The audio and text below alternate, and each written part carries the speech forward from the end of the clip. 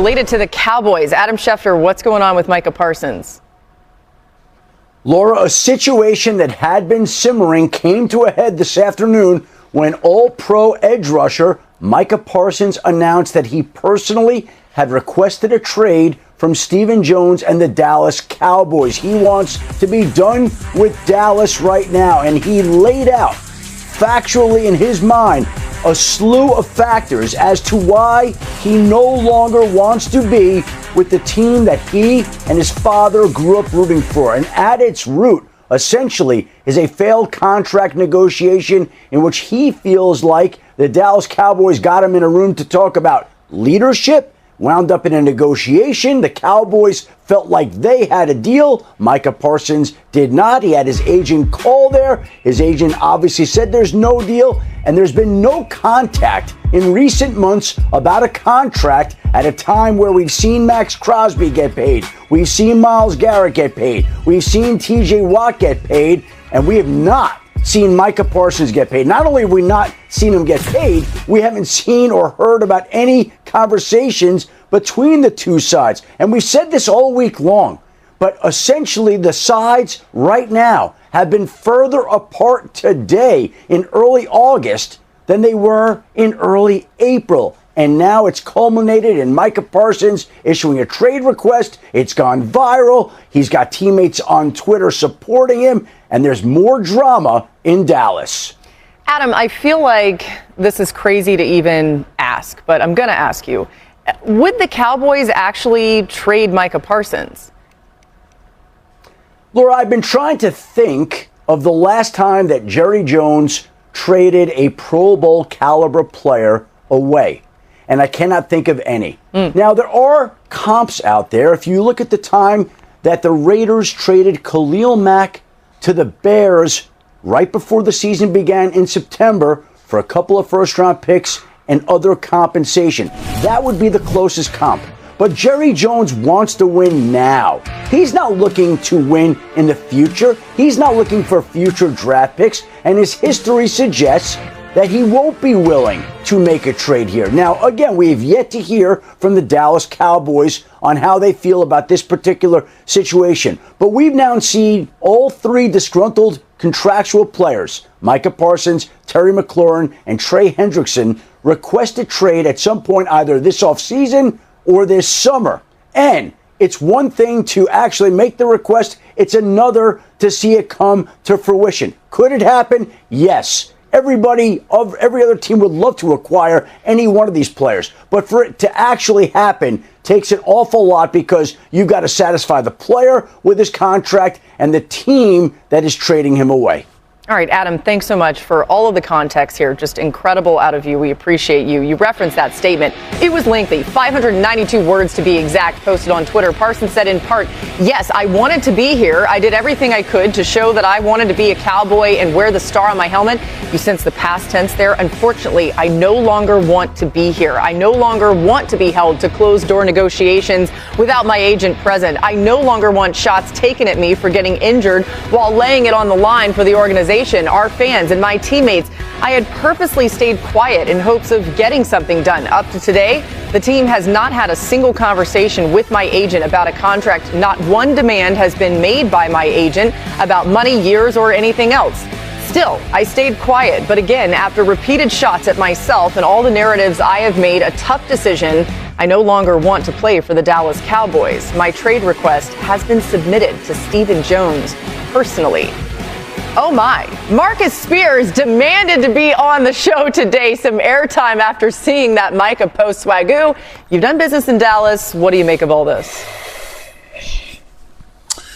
So initially, Boogie, I had the emotional reaction because y'all know how I am when it comes to the Cowboys. And I start thinking about, like, through history, and here recently we had Myles Garrett do the same thing. So once I got calm and I stopped cussing everybody out in the facility of the Dallas Cowboys, I started thinking about, all right, so this is a negotiation tactic. That's the first thing that came to my mind, and it kind of settled me on the isolated Micah Parsons and Dallas Cowboys in this route right now, where we've seen this happen not only with Dak Prescott, not only with CeeDee Lamb, but as I read his soliloquy, And as I focused on one part of those, that I excerpted one part out of that, I tried to negotiate, and it didn't matter, and I was not waiting for all of the other guys to get their money.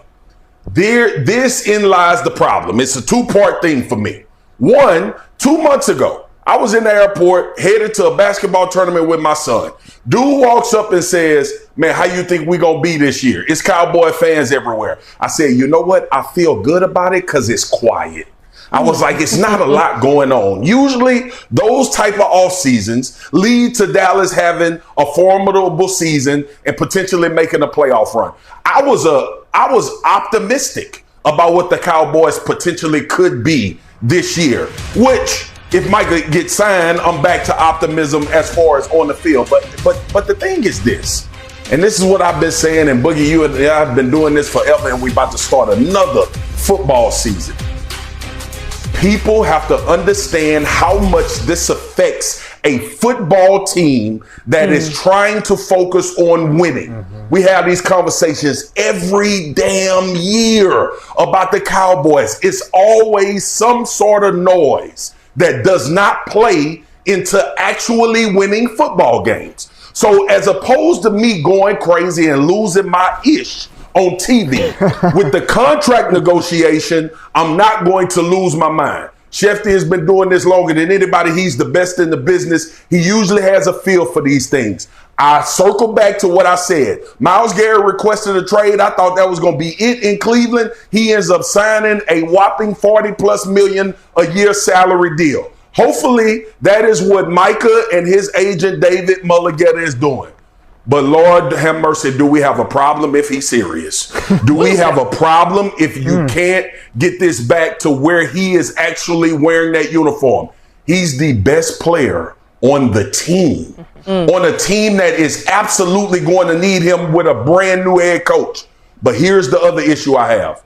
Why can't we ever just have a normal offseason with training camp, get ready for the season, go into the season and play football games? And I don't want to hear it. Everybody here always tries to tell me, Swag, calm down. It's going to get fixed. Don't worry about the contract. This stuff affects the winning. It affects the team and how they actually play football. So I don't want to hear it this year. I've watched them implode. I've watched us lose playoff games. And then we get to the offseason, and guess what we do, Boogie? What's the definition of a damn fool? Doing something over and over again and thinking something is going to change. So here we are again, like last year with CeeDee Lamb, like the year previously with Dak Prescott. Here we are again with the marquee star on the defensive side of the football, and it's going to lead to us having a conversation sometime in November and December about why the hell the Dallas Cowboys not a contender to get into the playoffs. Okay, so you started out where you weren't losing it, so long. but then you did lose it, which is really what I was waiting for. And I knew we'd get you there, Swagoo. I knew it somehow, some way. Okay, we're going to bring Courtney Cronin and Kevin Clark in here because I want to get y'all's thought on this as well. But first, I do want to show you some of what you heard Adam referencing as well as Marcus referencing there. How about this from CeeDee Lamb? Never fails, dog. Just pay the man what you owe him. No need for the extracurricular. My goodness, you see the teammates posting on X there. Their new profile pictures are Micah Parsons. They're even doing that thing you can do where you said new profile picture so everybody sees it, right? This is wild. I want to go first to Courtney here on just maybe the distraction side of all of this. I mean, we know the Cowboys are going to have a certain level of distraction every single season, but as Marcus alluded to, they're trying to get ready under a new head coach. How do you think this affects everything going on with the team? New head coach and new defensive coordinator. Good point. So more on that in a minute, but I need somebody to go to the Cowboys facility and remove every copy of 48 Laws of Power that are in every front office because this is not the way you conduct business. And I know that there is something to be said about Jerry Jones being the GM and owner, and he did it for so long. It's worked because eventually these deals get done. With players in this day and age, in an era of player empowerment, you're seeing it so much more in professional sports, particularly in the NFL.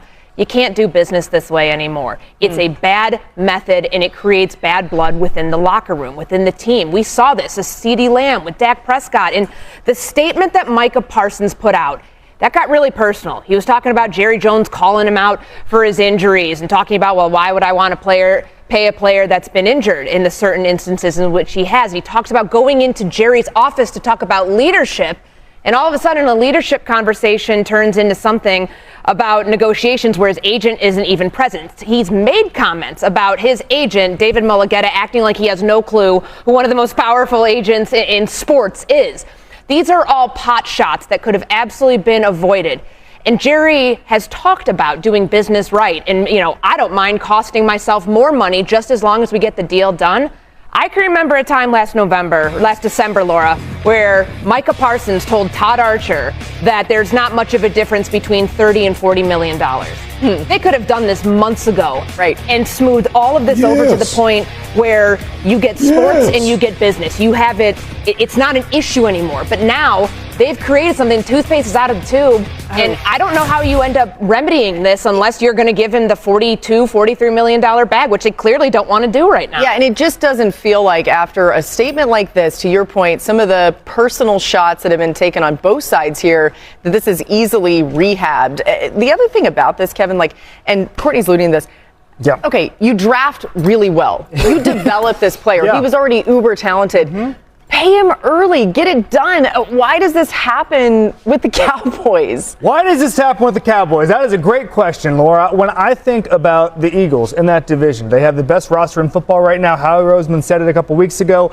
They do three things. They draft, they develop, they sign. They do all of those things as quickly as they can, and that's the reason they're able to maximize their roster. That's the reason that they have four guys who are being paid as top-tier players who are making as much as the top two players on the Cowboys, because the Cowboys do not maximize their salary cap. Okay, that is the way Jerry Jones does business. And people say, oh, he's always done this. That's worse, right? That makes it worse. And people say, okay, well, there's an element of professional wrestling. Well, sometimes professional wrestlers get hurt. And that's what happens in these sort of scenarios. Is you get into a situation where you think we're playing the game, we're just trying to generate headlines. Well, guess who's not trying to play the game? Micah Parsons. He's trying to get paid. He is the type of player where if you lose him, you are looking to replace him for a decade or longer. 25% of the team's pressures last year were from Micah Parsons. By the way, he missed 4 games. That should not be happening. He is their defense. They have to improve in that regard, and they have to have him on the field. This is embarrassing. Every summer we go through something like this. Jerry Jones, I know this sounds crazy, but you got to change a little bit, buddy. Yeah, Marcus, you know Jerry. I mean, does Jerry like doing this? I know he likes the attention maybe, but this to me is so mind-boggling that you wouldn't just find a way to pay your best player on the team. What do you think just from the personal side of it, right? Because I think that's a big factor here. Boogie, therein lies the problem. I'm sick of saying it. This is Jerry. This is what he does. This is who he is. We get on this damn TV and we make excuses for dumb decision making, and we've been doing it year after year after year. I'm done with it. I don't need nobody to tell me to calm down. Micah gonna get paid. Don't worry about it. He gonna build it up all the way into the offseason. The problem is there are ramifications for that. It's not just about Micah getting paid. It's team chemistry. It's camaraderie. It's a locker room with their guy. One of the mantelpieces of what this football team is going to have success with if they get him in the locker room. And I'm going to tell you this. I feel like this, man. And as much as it hurts me to say this, because I don't want to see Micah in another uniform, somebody got to stand on business. One of these players got to stand on business and finally say, nah, I ain't going to conduct business this way. You're not doing right by me. Like these other franchises that we looking at paying these guys and getting negotiations done and deals done. And one thing I want to reiterate before we leave, in that what Micah wrote, he called Jerry Jones a snake. I don't know if anybody interpreted it that way, but he said we had a meeting and he left as if we were negotiating a deal without talking to my agent. He said, you tried to snake me. He didn't say that verbatim, but that is what I contextualized when Jerry supposedly thought that they had a negotiation done or they started to negotiate. So if Micah is dug in, kudos to you, bro. I hate to see you go. I would love for you to be a Dallas Cowboy as long as possible because you're a phenomenal player. But at some point, Jerry and Steven is going to mess with the wrong one. And they going to stand on business for real and not show up to play games. Now, everybody, money is going to fix it and eventually he'll break. Maybe that's the case. Maybe Micah Parsons is doing this for a negotiating tactic. But if he not, I'm telling y'all right now, I'm in Dallas. These fans acted a fool with the Dallas Mavericks when Luka Doncic was let go because they thought that was the face of their franchise. This is an inflection point for the Dallas Cowboys, their business practices and how they've been doing things. If this young man decide, I'm going to be that one player that don't just go with the regular rigmarole and accept the contract and go back and play with the Cowboys, I'm going to request a trade and stand on it until they make a move to move me out of the way. Just because you pay someone's salary doesn't mean you get to treat people like commodities. And I feel like that's the lesson we have learned time and time and time again from the way the Dallas Cowboys do business. And think about what Jerry Jones just did this offseason. Brand new coaching staff. What is this doing to Brian Schottenheimer? What is this doing to Matt Eberflus? Matt Eberflus has said, Mike is a premier pass rusher. We're going to use him that way. Not going to use him if you don't have him this year. And it's only fracturing what could have been and what should be a training camp where you're focused on moving past injuries, moving past a 7-10 season from a year ago. Why do you try to muddy the waters with more drama when it could have been prevented? It makes it so difficult for everyone. And yeah, you're right. These players are not putting up with being treated this way. All right, Adam, final word. Where does this go next? What's your prediction?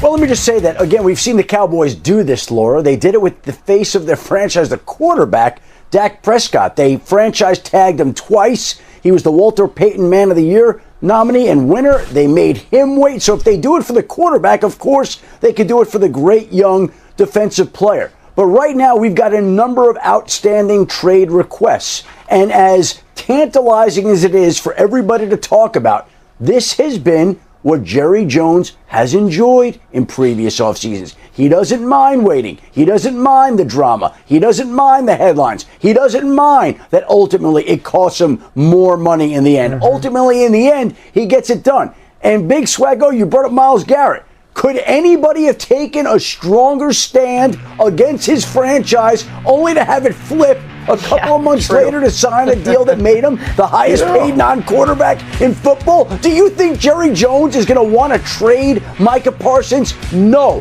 I've got teams across the league, fans from them texting me, are we going to get Micah Parsons? Are we going to get...